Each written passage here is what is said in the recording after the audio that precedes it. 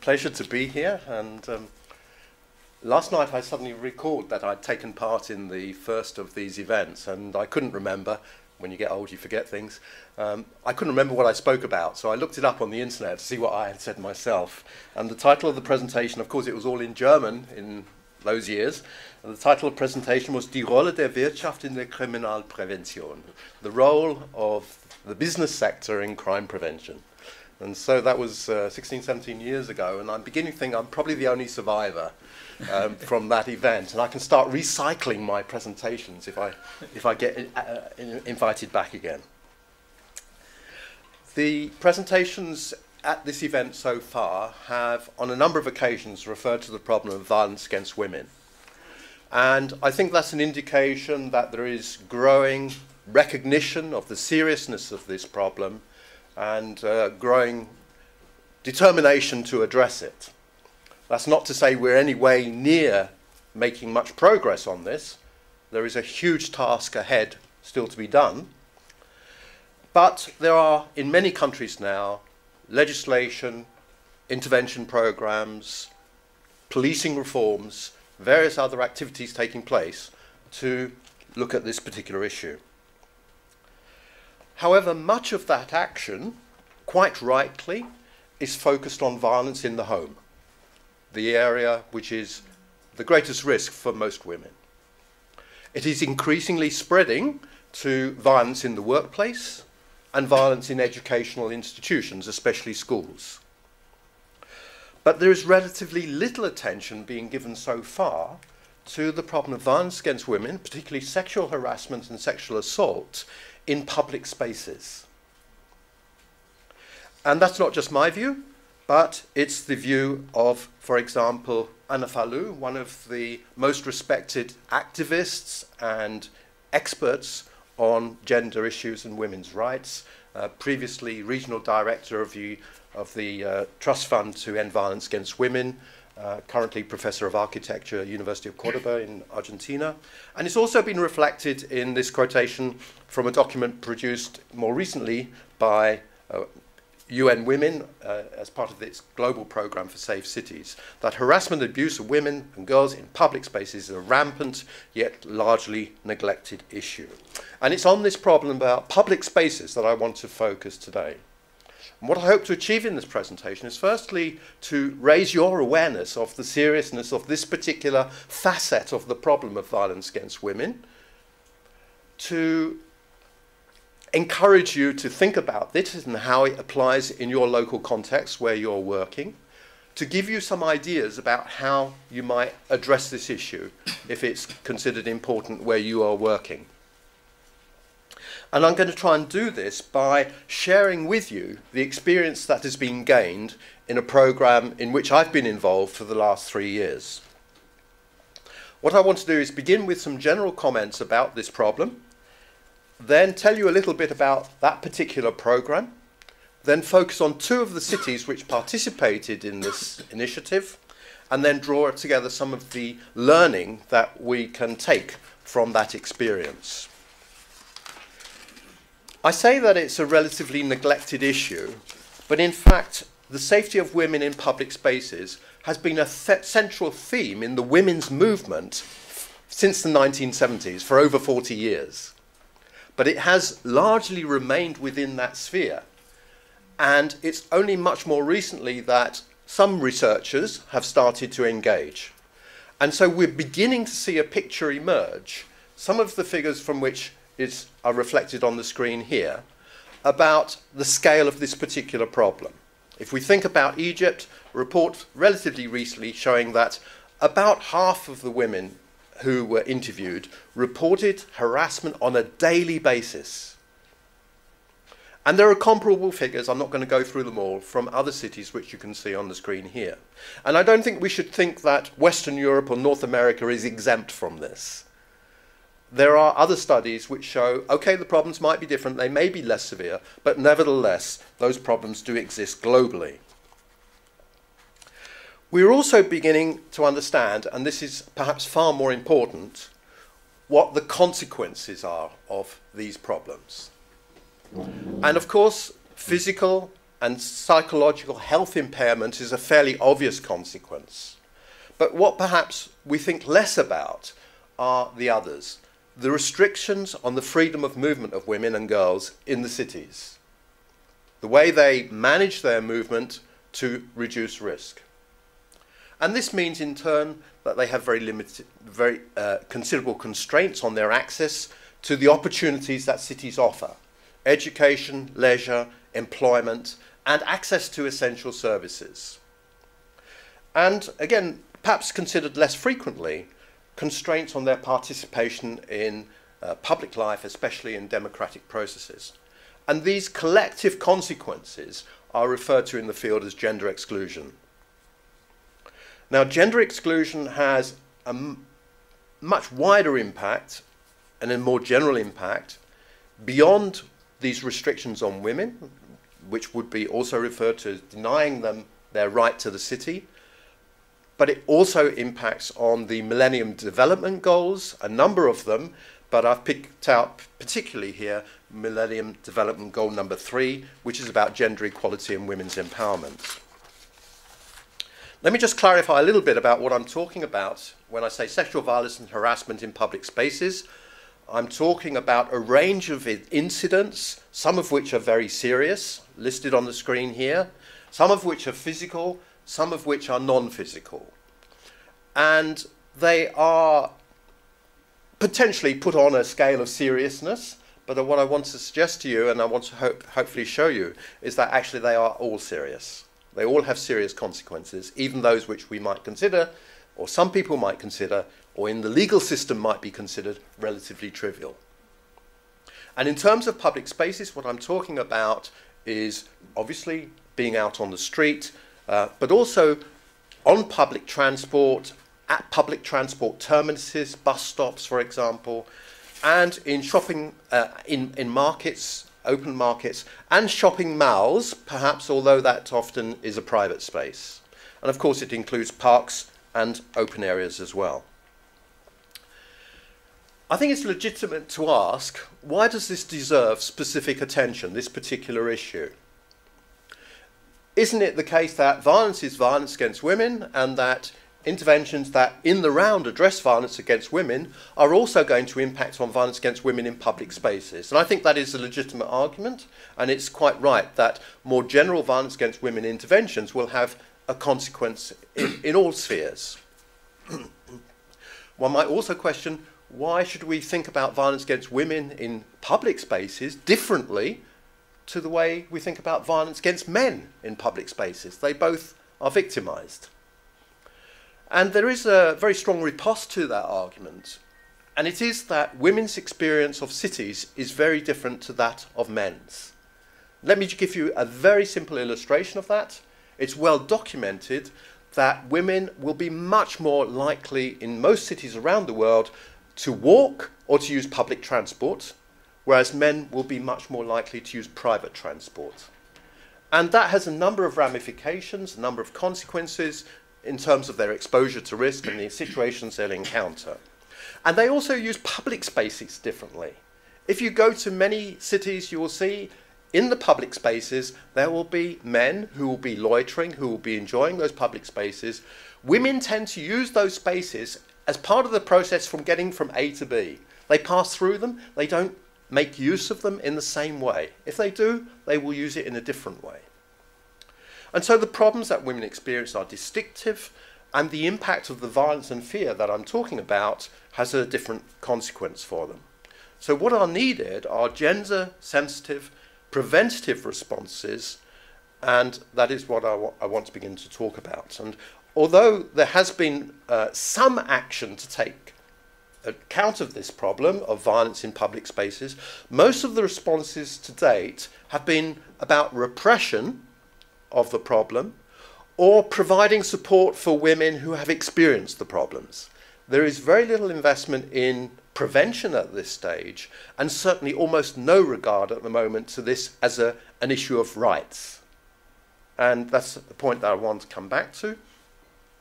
And even though there is the research that I've mentioned going on, there are still very significant knowledge gaps that need to be filled.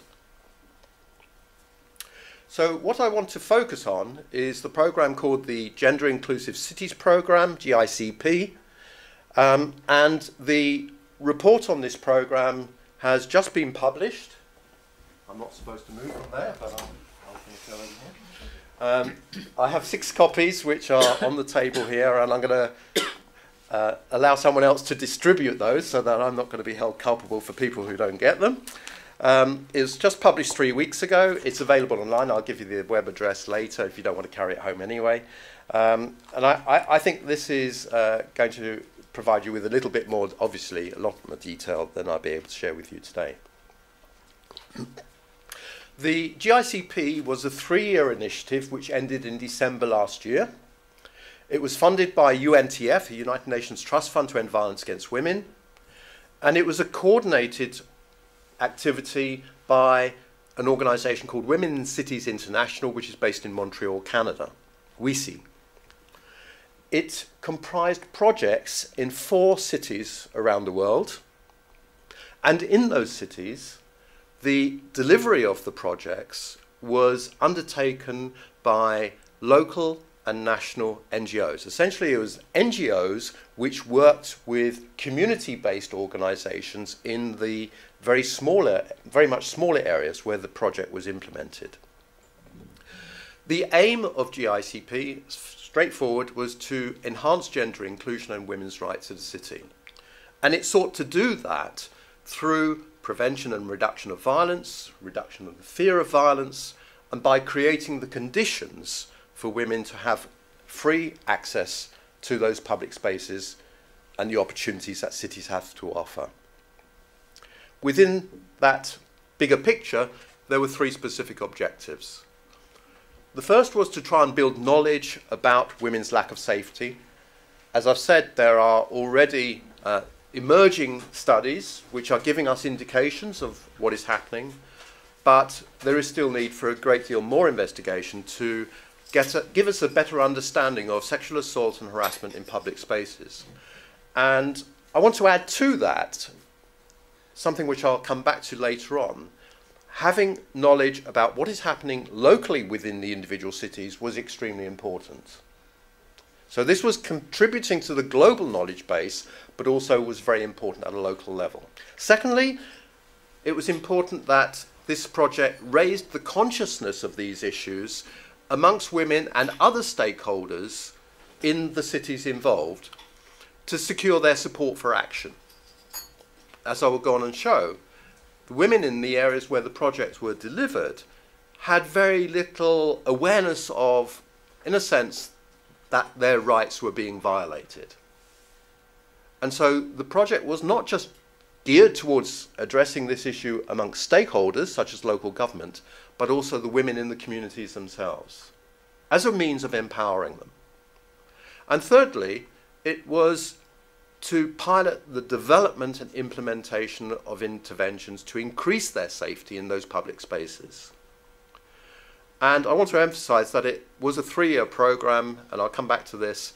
It wasn't a program that, in a sense, could, at the end of this, say, these are the interventions that we were able to deliver, and they were successful, or they were not successful. And I say I'll come back to that.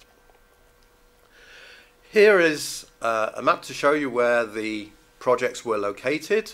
Quite an interesting collection of cities. Let's begin with Delhi, population of nearly 17 million, one of the megacities of the world. And the partner, the local partner, is a very respected organization working in this field there called Jagori, meaning Awaken Women.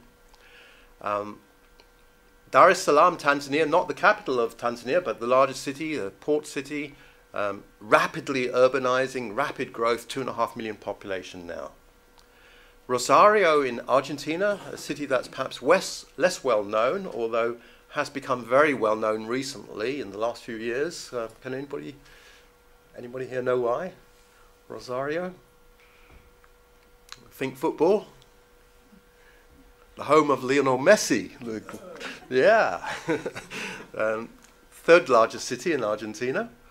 And the city that most people have never heard of before, the city of Petrozavodsk in Russia.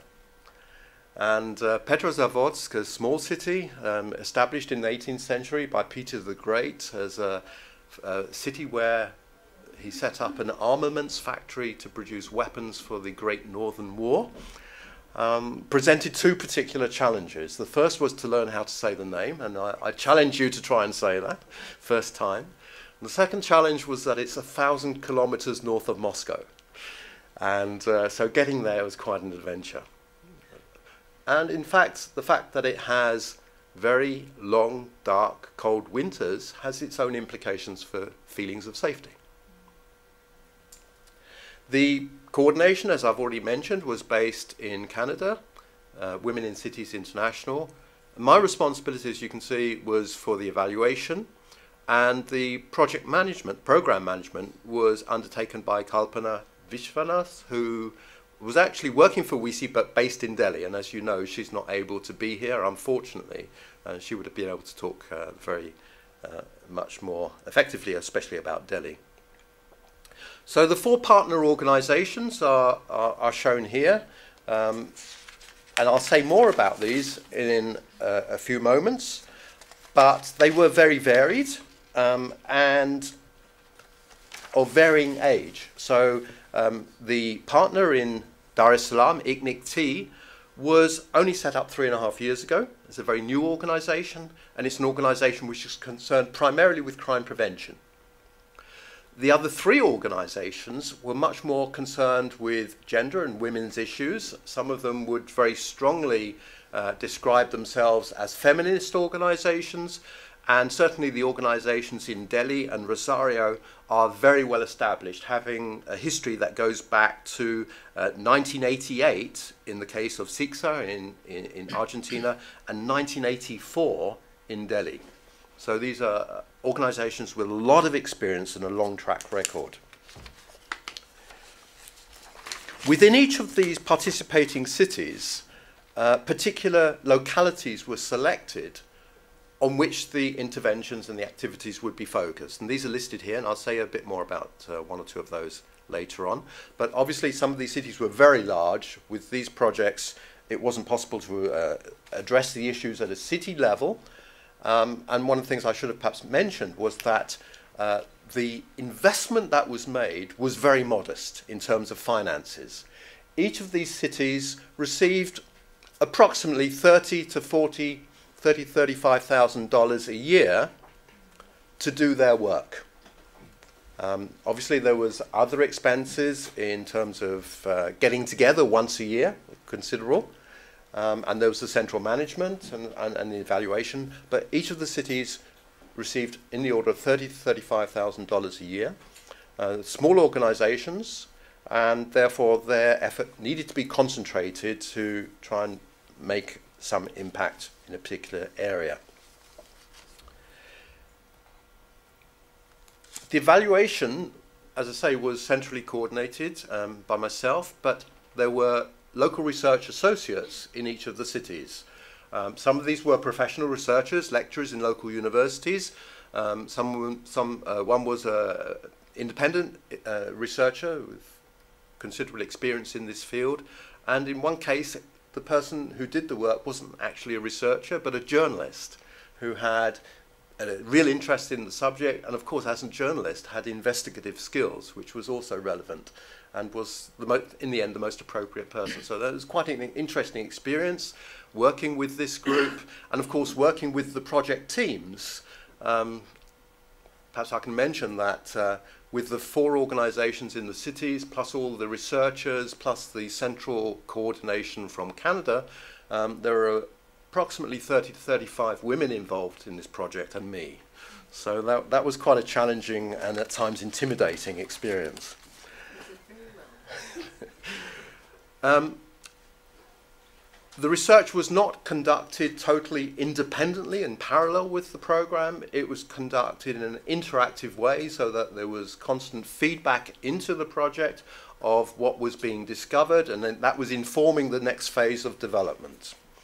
And it was, as I mentioned earlier, not possible to come to conclusions at the end of this process about whether these impacts were successful or not. There wasn't time and there weren't resources.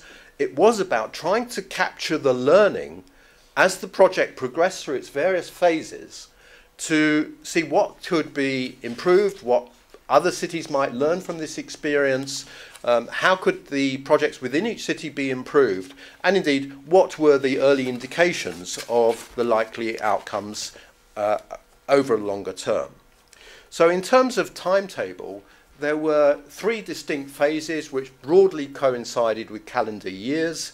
The first year was about getting prepared, developing the tools in a participative way, and doing what we're calling mapping gender exclusion. That wasn't about preparing maps alone, that was part of it, but it was about building up a picture of gender exclusion in public spaces, covering the issues that I've described, and beginning to engage the local stakeholders.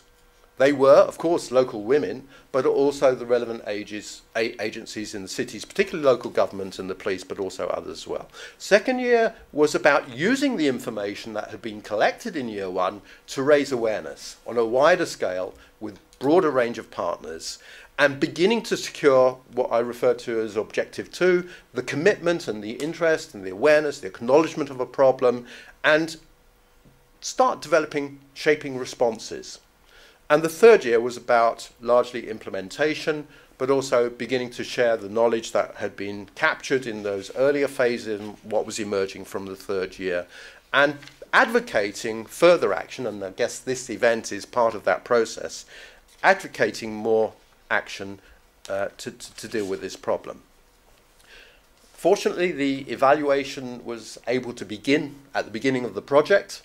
All too often it's brought in at a later stage, and that was extremely advantageous on this occasion. So let me turn now to what was done during that first phase, which I described to as mapping gender exclusion.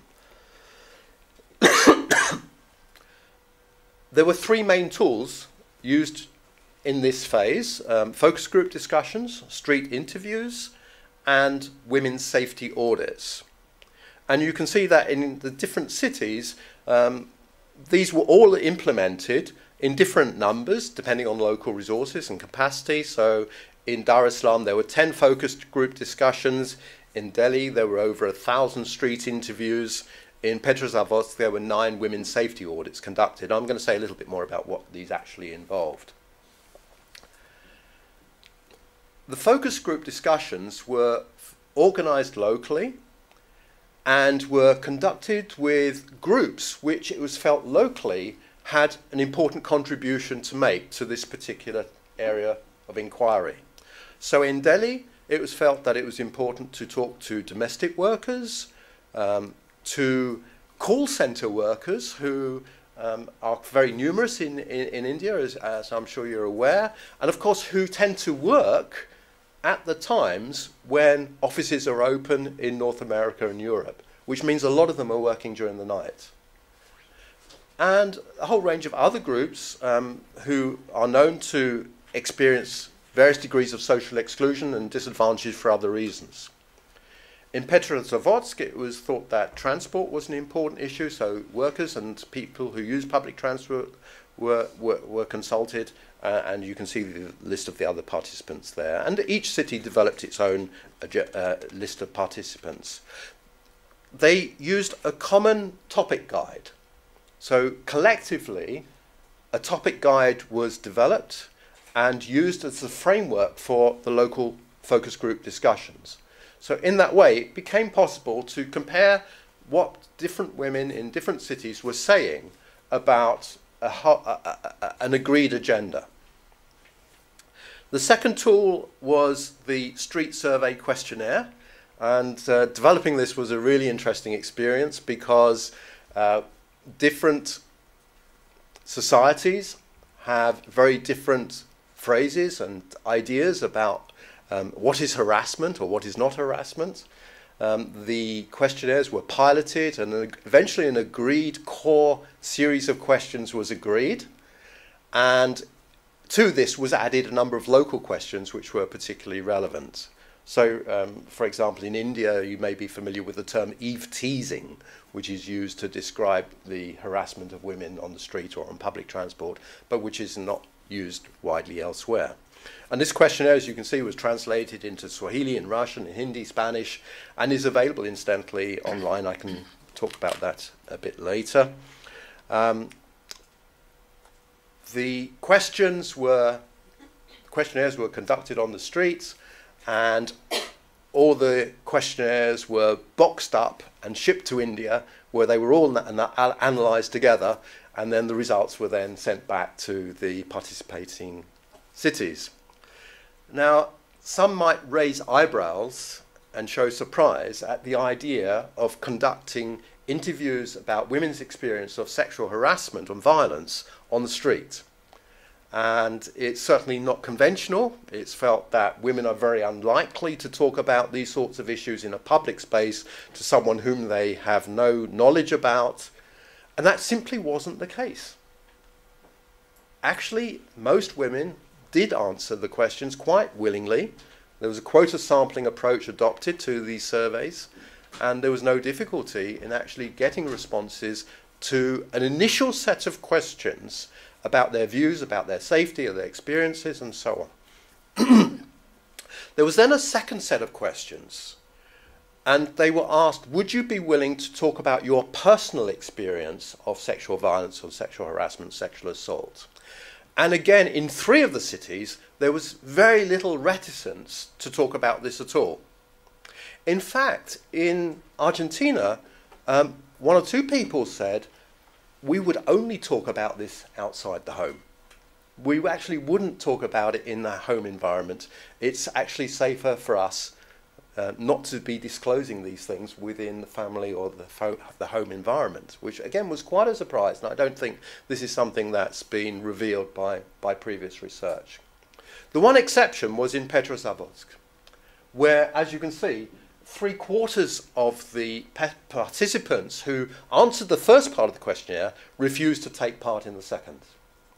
And the inquiry into this revealed that street surveys in Russia, in this part of Russia, are certainly not normal. And to be accosted by somebody on the street and asked to answer questions, and then to go on and be asked if you talk about your personal experience about a problem about which most women and most authorities are in complete denial of in Russia, in this part of Russia, I hesitate to generalize about Russia, was actually made this a non-starter. And I want to come back to this question about appropriate research methods for dealing with this issue. Now, what I want to emphasize is that this mapping of gender exclusion, the focus group discussions, the street survey, and the women's safety audits, in the main, were not in any way delivered by professionals or academics or people with any actual experience of doing much of this. Some of them had done, not all of them, the majority hadn't. And so the tools that were developed were simple. They were unsophisticated. One could argue that they lacked the highest level of academic rigor that researchers like me perhaps would like to see included. But actually they worked, they were accessible, and they provided useful information, even if not precise to the highest degree. And I'll come back to the value of that information. But what is particularly important is the effect that involving local women, local NGOs, community-based organizations, skilling them up, giving them support, engaging them in this, the value of that should not be underestimated.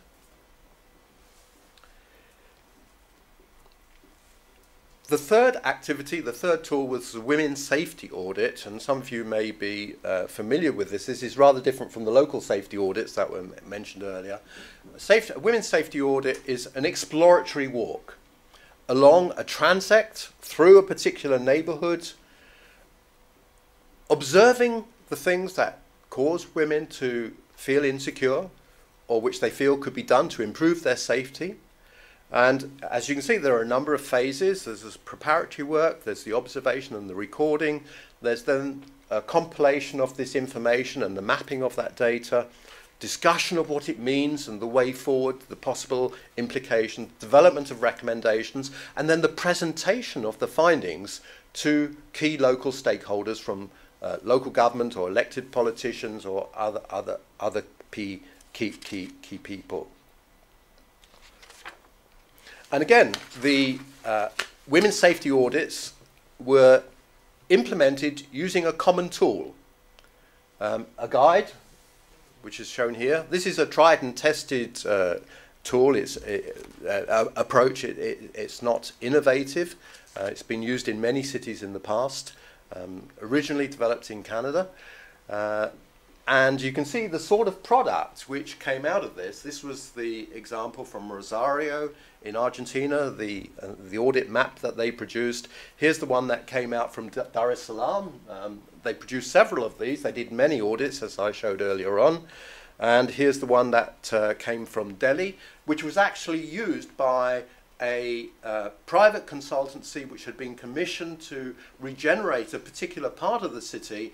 They incorporated a number of the safety audits and have used this to inform their thinking about how those areas should be regenerated. So there was immediately some sort of payoff, if you like, or visible, tangible result from the work that was undertaken there.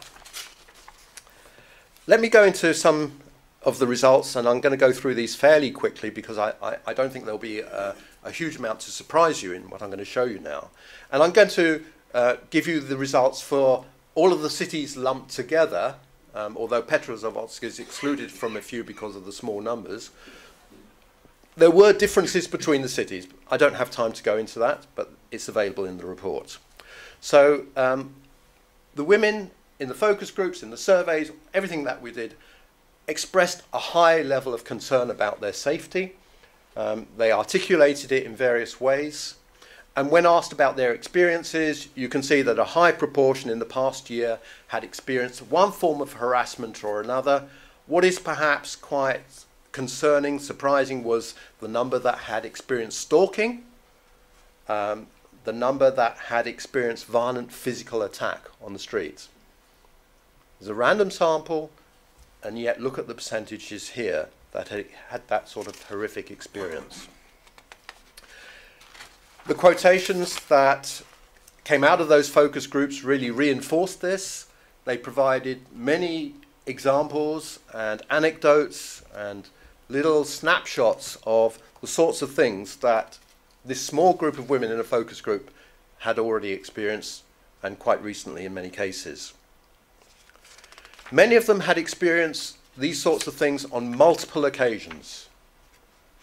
It wasn't a case of this perhaps just being one thing that happened in the past year. Unusually, in many cases, they'd had 2, 3, 4, and in many cases more than 5 experiences in 12 months.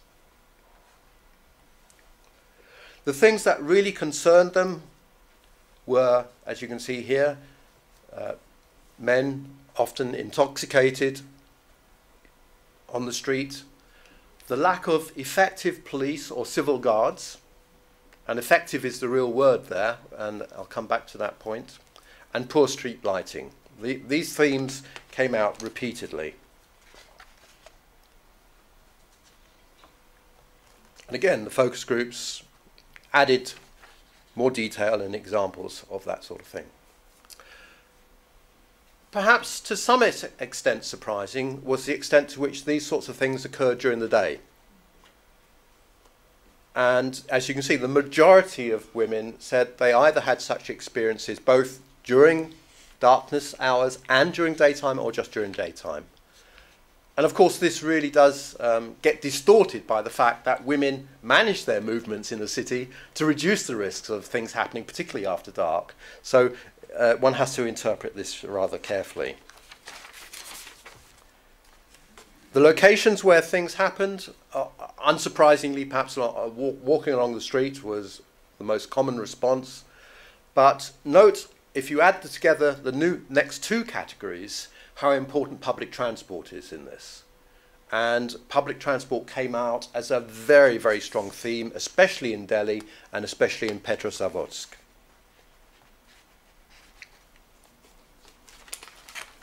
And the explicit nature of the harassment was at times quite astonishing.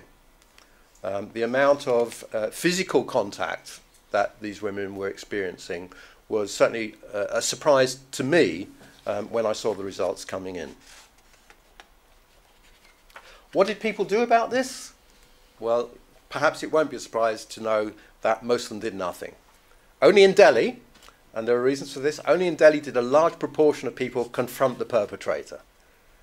And in Delhi, the number of women who experienced it on 5 or more occasions was much lower than the other cities. And there are reasons for that, which we can perhaps go into later. But note how few reported to the police, and perhaps it's not surprising because the police would in general treat these as minor incidents. They may not be illegal, there may be no reason or justification that the police would see for doing anything about this. But perhaps quite worrying was that many women were fearful of going to the police. They felt that the police would either blame them, as in fact often the communities did, for the experiences that they were having, or they would receive very poor treatment in the police station, and the quotations also reflected that in all of the cities that were included in this.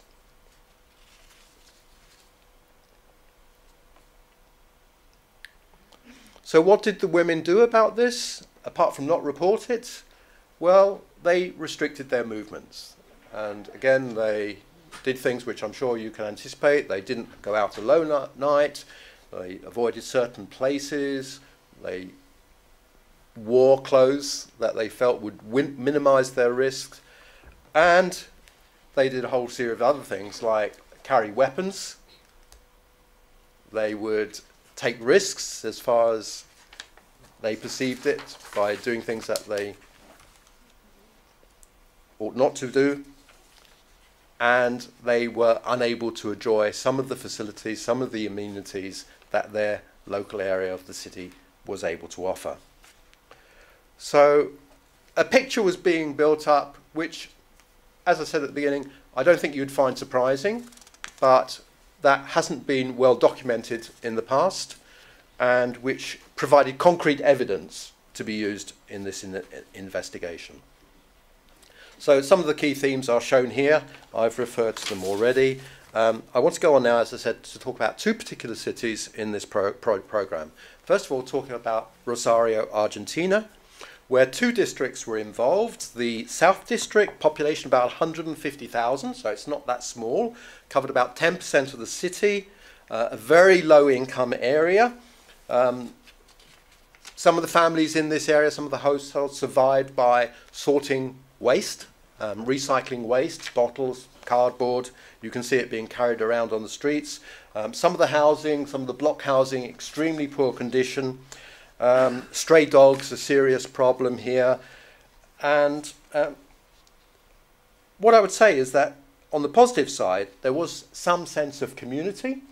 There were a number of community-based organisations here representing local people, and that provided some opportunities for the project to engage here. The second part of the project was in the Northwest District, an even poorer area. No blocks of housing, but some unsurfaced roads. In both areas there were open areas, green areas, which were very rarely used by women. An indication of the poverty here was that there were a very large number of soup kitchens, and hundreds of families each day would get their meals from the soup kitchens. The partner here I mentioned, the local NGO, was CISCSA, a non-profit organisation with a particular interest in gender. And as you can see from the description there, it promotes, supports social organisations, it contributes to public policies and so on. So what was their approach? It was, as you'd expect from that description, it was about trying to raise consciousness, especially amongst women, empowering them, mobilising them, and supporting them to take the agenda to the authorities. And that was done in an enabling way, enabling women themselves to be the agents of change, not the NGO, which came from outside that particular neighbourhood. The things they did was to engage with the existing community groups that had already been established in the area, rather than create new groups. to try and raise their awareness of this being a rights issue. It facilitated contact with the local authority of the area, and it engaged the group in activities to try and reclaim some of the public spaces. And one of the most successful was the painting of murals on the walls in the public spaces, which gave out messages about violence and safety and women's rights. And simply the process of beginning to paint on the walls attracted great crowds, men and women, who wanted to take part, and it served as a dissemination activity as well as an empowerment and a reclaiming activity. There were some investments made by the local authority as a result of this, improving signage of public transport, cleaning up some of the public spaces, and providing refuse bins for dealing with the waste. And one of their most ambitious projects was to try and plan for the local authority to implement a safe path through this neighbourhood, which linked together some of the homes with the shops, with the bus stops where they needed to go on an almost daily basis. This hasn't come to fruition yet, it's in the development process. Now, I want to emphasise that the women who took part in this process, very humble women, modest education, as I say, many of them ate in soup kitchens, low educational attainment, and they told us, we have never ever spoken to anyone from the local authority before. That was, in a sense, the enemy. And as a result of this project, these women, working with partners in other parts of the city, particularly the West District, where something had gone on previously, actually put together a women's agenda, which they presented during the mayor's election campaign to the candidates. This was a huge step for them to take, to get up and stand in front of politicians and argue for their rights. And what they actually achieved was quite astonishing. A whole series of candidates endorsed their demands, their 7 demands, and that included the successful woman who was elected mayor and who has committed to take some of this forward. So in summary, what can we say? Well, as you've gathered from what I've just said, there was a huge impact on the women. Here are some of the quotes from the evaluation interviews that were conducted with them, and you can see that they were changed by this process. And some of the women said to me, I dress differently now. I have self-respect. I engage in the community in a different way. And it was a real empowerment process. They gained confidence. They felt they had a different role. They also engaged with the local authorities in a way that was unprecedented. And they certainly were very badly treated by the local authority initially, who said to them, you know, they got the impression the local authority thought they've got nothing to do, we don't need to take any notice of them. But through their persistence and their growing confidence, they actually made quite a significant difference. And you can see that they started to really exert some leverage on the local authority by, for example, saying that unless they actually did something about some of the waste ground, they'd get in contact with local homeless people and encourage them to come and settle on that space. And they realised that this was a group that was working seriously. And I've mentioned the physical improvements and so on. The only concern, no, not the only concern, one of the concerns one has to have here is about the sustainability of this action. Because it took a lot of work to get the women locally to shift their gaze from the daily challenge of getting enough food for their family to eat to thinking about safety and harassment and other issues that, in a sense, weren't about obviously about survival. They are about survival, but they weren't their pressing needs. But having done that, there was a huge change. So quickly I'm going to move on to a very different situation in Tanzania, in Dar es Salaam. Here, again, there were 2 neighbourhoods involved. The ward of Keko, which was also a poor area. In fact, both the parts of Dar es Salaam which were included in this program were areas which had both informal and formal planned and unplanned settlements. As you can see here, security was a big concern. Every shop had bars. The shopkeepers stood behind the bars and served the customers in this way. You can see it on here as well. Unsurfaced streets. The areas did have a water supply and an electricity supply, but it was intermittent. There's no waste collection, very limited services, there's no policing, and in general, these are areas where conditions are quite often very, very poor for the local people. Both areas had a population of about 50,000. The second one was Ubungo, you can see it here. Safety was a big concern for everybody. The partner in Dar es Salaam, I mentioned earlier, was ICNIC-T. It was a crime prevention organisation, not a women's organisation. Fairly young, and it aims to build the capacity of communities and authorities, and it has strong links with the police and government. And notice that I didn't mention police once when I was talking about Argentina. It was concerned with trying to develop effective community-led policing, crime prevention through environmental design, and addressing drug abuse and women's safety. This was the agenda of this organisation. And its approach was rather different. It consulted with the communities to identify what they wanted to see happening, what their changes should be, and then negotiated a work programme with the city council and the police locally. And it also played quite a key role in taking forward those agreed actions, implementing some of them themselves, or working with the local authority to implement. Okay. So the things that it was able to take forward were things that worked well with the police and the local authority. And quite often it was about informing existing programs and massaging them slightly, or maybe in some cases a little bit more dramatically, to fit in with the women's safety agenda.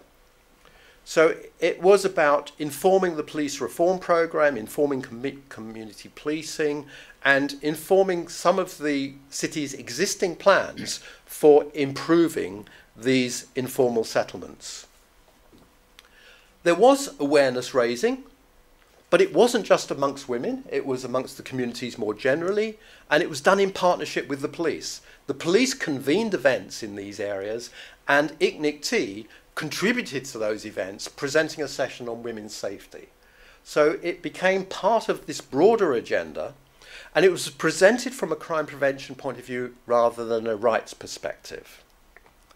Now, I mentioned community policing, and I think it's important to explain what community policing means in Tanzania, because it's rather different from what we might understand it in other contexts. Community policing in Tanzania means policing by the community. It means recruiting local volunteers to patrol their neighbourhoods as part of what are called watch groups, or in Swahili, sungu-sungu groups. And so these meetings, which were convened, were also used to recruit volunteers to do the sungu-sungu. And ideally, they would have also involved women, but in fact, the majority of them were men, not surprisingly, young men, mostly unemployed men, and they patrolled the streets during the hours of darkness. So again, not surprising that women didn't really rush forward to take part. And I can see a number of you nodding doubtfully and thinking, oh, well, you know, the young men, putting them in control. And well, I'll come on to say something more about that in a moment. The other thing that was done was the naming of streets. In these informal settlements, the streets didn't have names. And part of these city authorities' plan to improve these areas which was in response to what people wanted locally, was to name the streets. But they ran out of money, so weren't able to do it. So ICNIC-T was able to use some of the money from this project actually to get the confirmation from the community of what they would like to call the streets, and to start erecting some of the street signs, because it was felt that people would get lost, that they feel unsafe, they don't know they were. The emergency services couldn't get to them when they were needing to come into the area.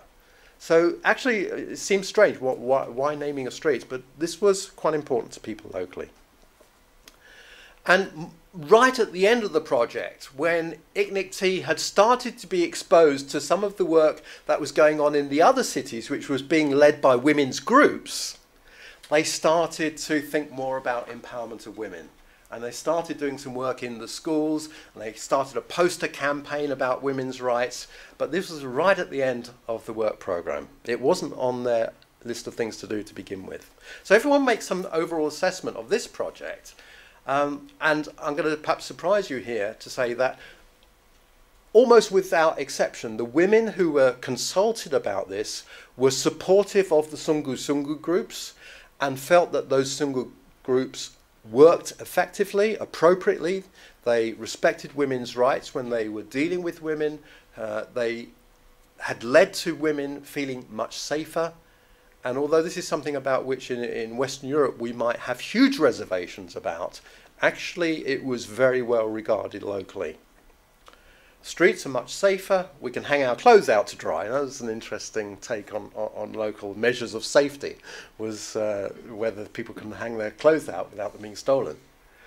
I feel confident when I walk the streets.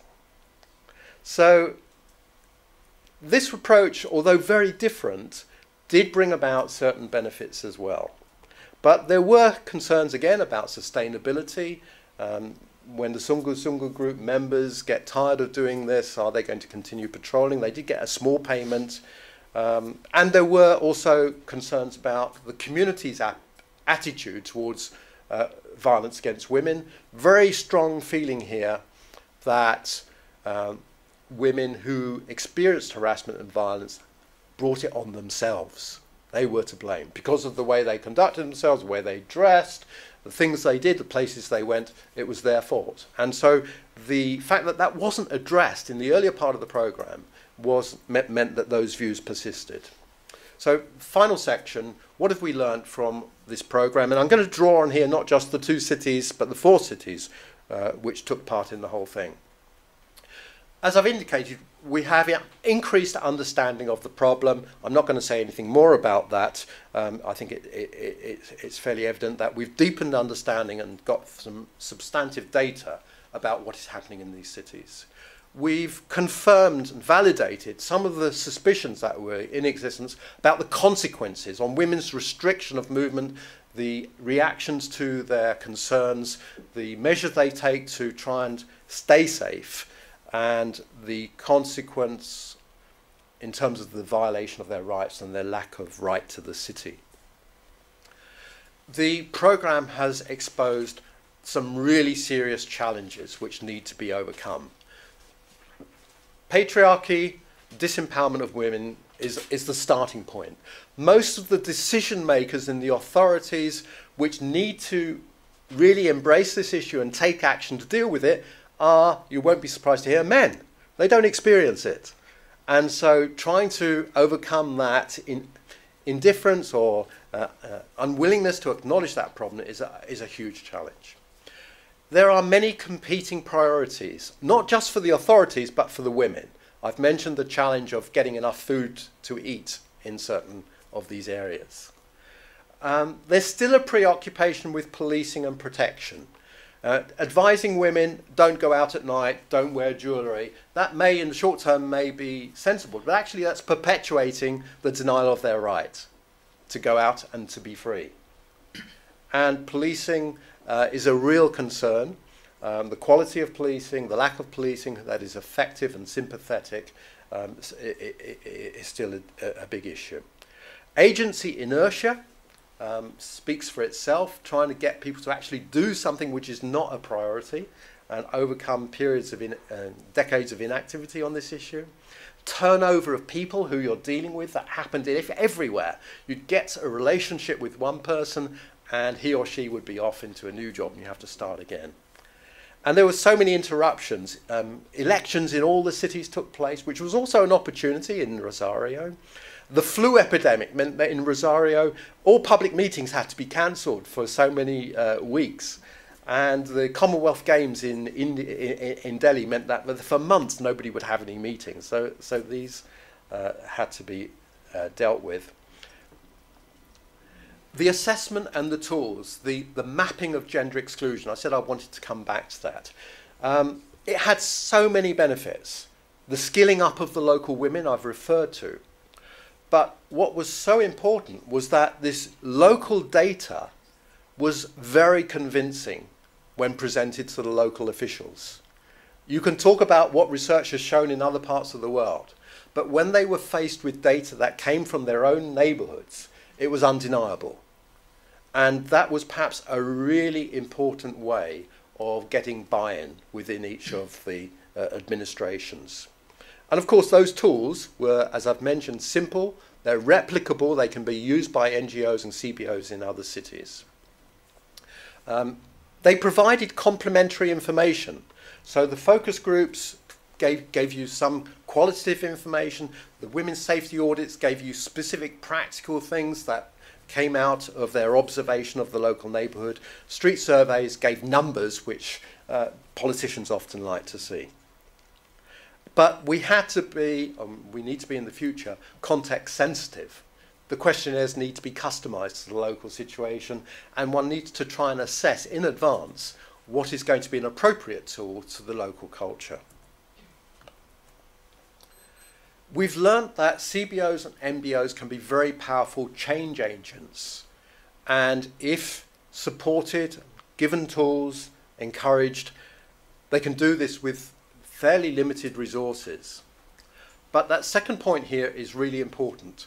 The raison d'etre of the different organisations will have a very significant impact on the way in which a project develops. And I just want to illustrate that by showing this comparison between what ICNIC-T was doing and CISCSA in Rosario. So I think you can read it, but I'll just pick out a few things. As I've said, ICNIC-T focused on crime prevention, CISCSA focused on communities. ICNIC-T acted for the women on behalf of local women. CISCSA acted to support local women to be the change agents themselves. ICNIC-T was able to engage in a more strategic way with the local authorities to change some of their reform programs and strategies. The work with CISCSA was much more practical and localized on the ground within the neighborhoods. I am not going to go through them all, but the important thing is that each of these brought certain benefits and some disadvantages. And what I think is important is to be aware of that difference and balance. And if one were to replicate this, to try and anticipate what support one might need to give to a particular NGO or CBO so that the benefits from both approaches can be brought together in one project. We haven't learned a huge amount about interventions. What we do know is that authorities lack expertise, and they, once they're won over, need guidance and welcome guidance. And the CBOs and the NGOs were able to input their ideas to the program. There are many ways in which this problem can be addressed, and there's still a lot of uncertainty about the relative effectiveness of the different types of intervention. Obviously, we're engaged in the dissemination of the learning. I've mentioned that already. And there are 3 substantial publications, the most recent of which I've mentioned already. But the earlier ones, The Learning from Women to Create Gender Inclusive Cities, presents the first year's Mapping Gender Inclusion results. The second one in the middle on the left there is the tools that were used in that first year's work, and they're available in multiple languages. And you can see that there have been a number of conferences, there have been a lot of press coverage, and generally quite a big interest in what has been happening there's still a huge amount of work to be done. We're only at the starting phase, I think, in terms of addressing harassment, assault in public spaces. The most important consideration, and I was interested to note that in Paula's presentation yesterday about the ICPC report, she mentioned this as the first point underpinning everything that ICPC does. Gender exclusion needs to be seen as a rights issue, not just as a crime issue, and that is the prerequisite for developing an appropriate response, which is ideally also going to involve the empowerment of women, not just dealing with it as a crime prevention issue. Thank you.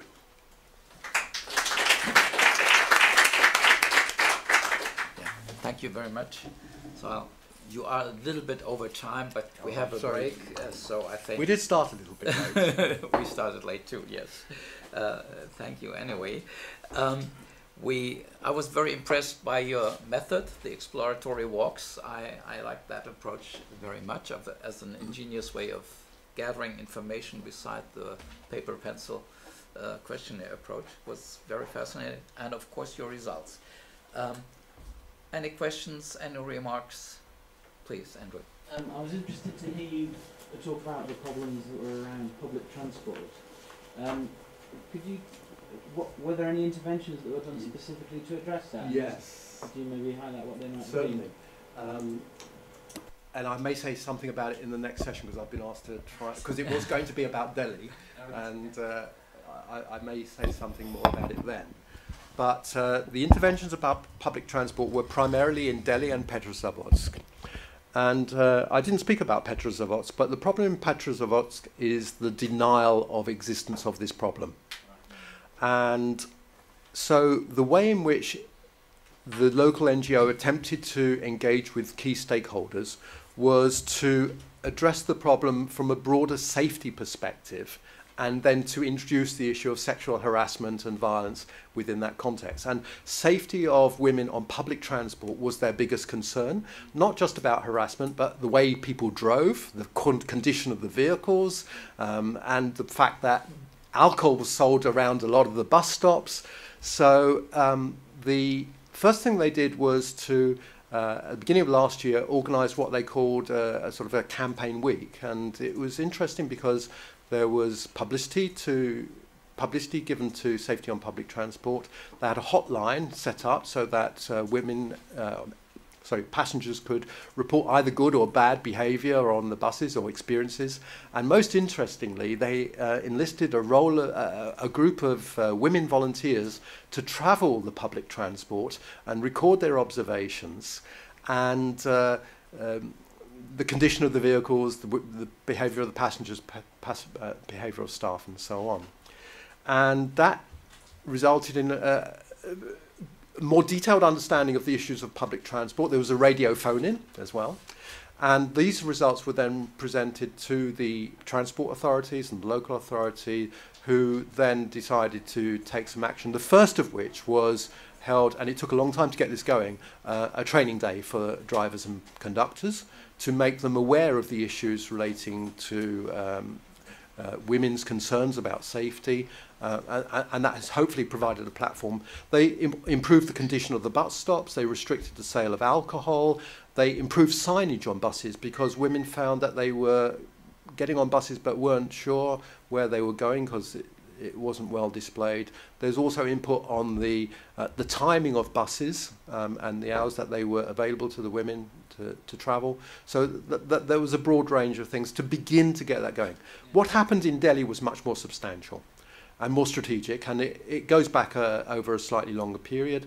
But essentially the organisation, Jagori, engaged with Delhi Corporation Transport, which has 6,000 buses, and I think it's something like 27,000 staff. And what they did was train the instructors in the training schools.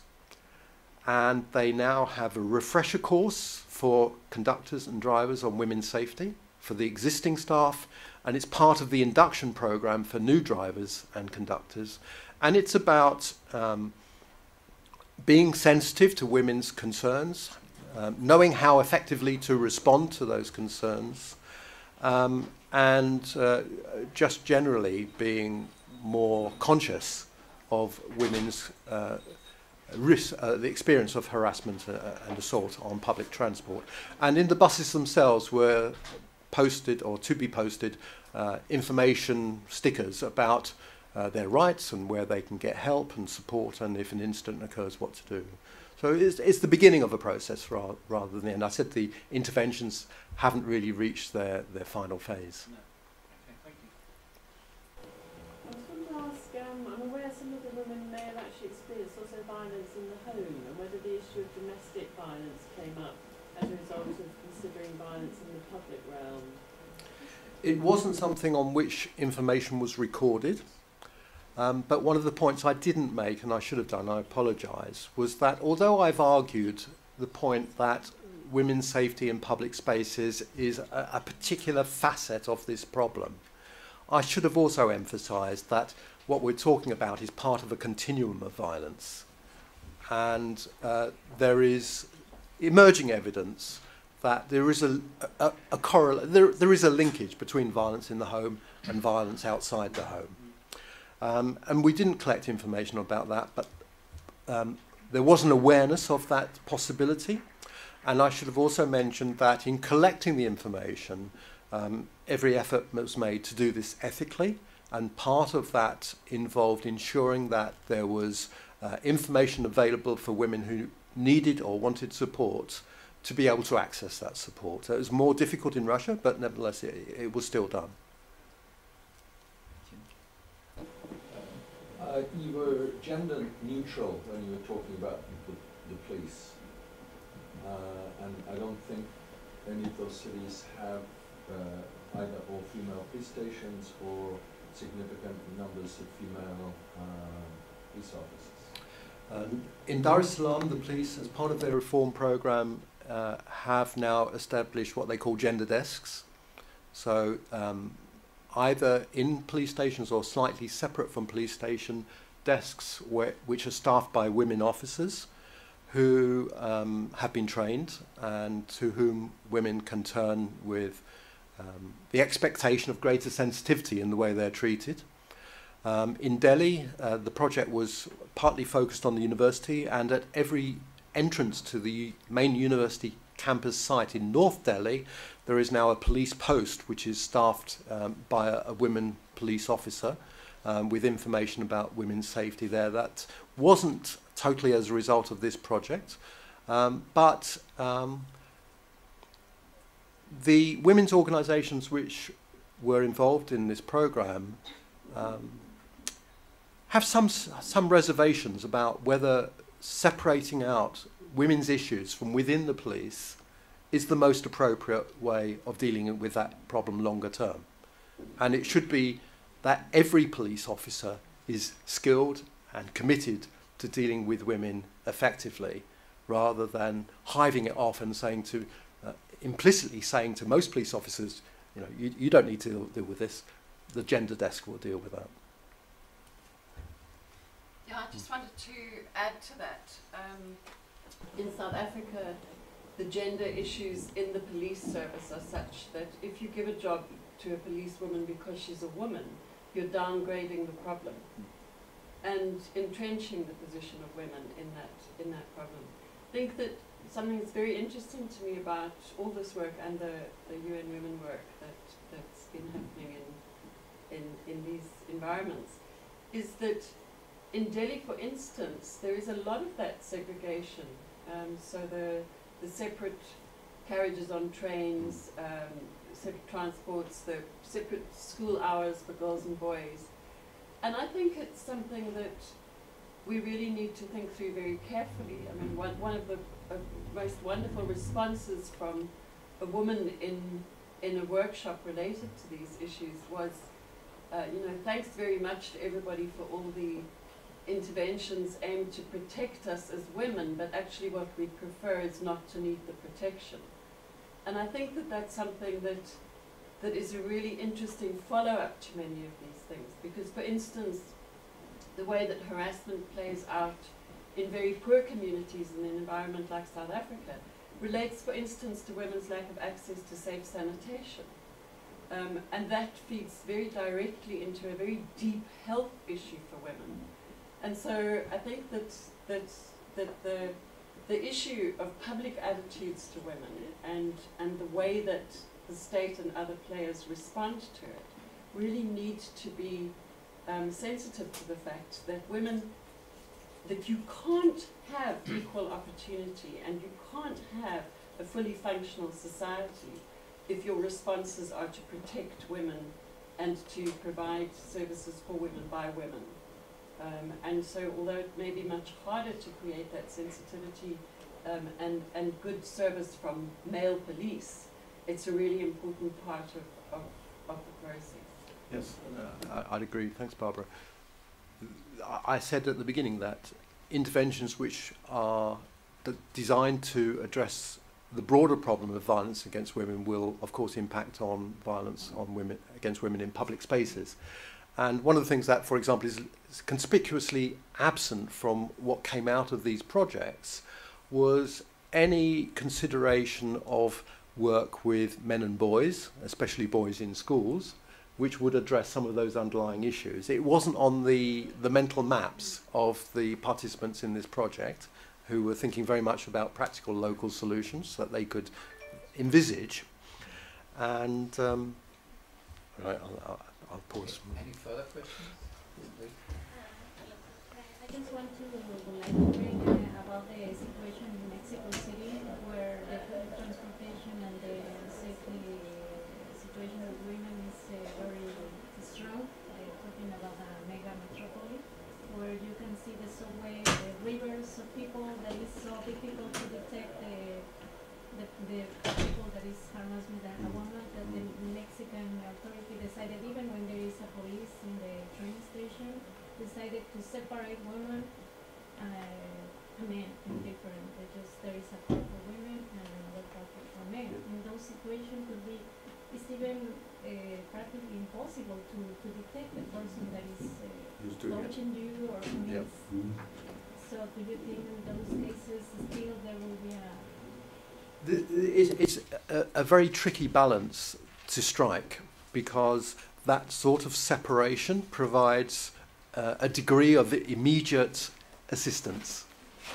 But does it also prevent the development or delay the development of longer term, more strategic solutions or responses to the problem? I think the two probably need to go ahead in parallel. You need to have something that provides a respite and a way of avoiding the risk at the moment, but there's also the need for the more fundamental interventions which address the underlying problem. I apologize, but there is a growing impatience outdoors because we slightly overdrew our time. Thank you very much, and thank you for your participation. Enjoy the Congress, and see you later. Thank you.